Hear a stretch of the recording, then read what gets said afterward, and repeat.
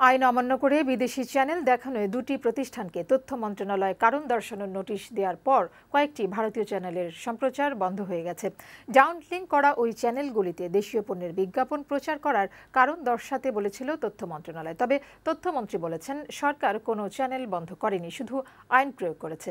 শাহনাজ ইয়াসমিনের প্রতিবেদন।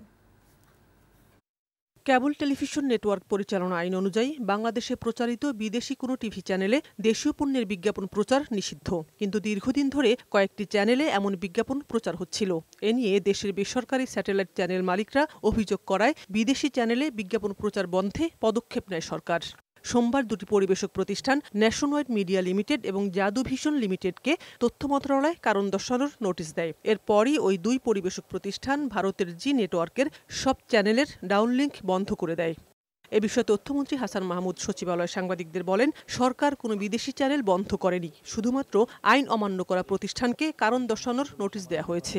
আমরা শুধু তাদেরকে নোটিশ দিয়েছি যে বিজ্ঞাপন ছাড়া এগুলো যেন দেখানো হয় এবং বিজ্ঞাপন সহ দেখানো হচ্ছে, এটা আইন লঙ্ঘন হচ্ছে। 7 দিনের মধ্যে তাদেরকে কারণ দর্শাতে বলেছি, তারা নোটিশের জবাব দিক, জবাব দেওয়ার প্রেক্ষিতে সিদ্ধান্ত হবে। তথ্যমন্ত্রী বলেন, বিদেশি চ্যানেলে দেশি বিজ্ঞাপন প্রচারের কারণে দেশীয় বেসরকারি টেলিভিশন চ্যানেলগুলো সমস্যায় রয়েছে। আইন প্রয়োগে কঠোর না হলে এই শিল্প আরো হুমকির মধ্যে পড়বে। আমরা কোনো নতুন আইন প্রয়োগ করছি না, দেশের প্রচলিত আইন প্রয়োগ করা শুরু করেছি দেশের স্বার্থে, দেশের গণমাধ্যমের স্বার্থে, দেশের টেলিভিশনের স্বার্থে এবং টেলিভিশনের সাথে সংশ্লিষ্ট যারা আছে তাদের স্বার্থে। একই ধরনের আইন ভারত, যুক্তরাজ্য, যুক্তরাষ্ট্র এবং ইউরোপের বিভিন্ন দেশে আছে জানিয়ে মন্ত্রী বলেন, সেসব দেশে এ আইন মানা হয়।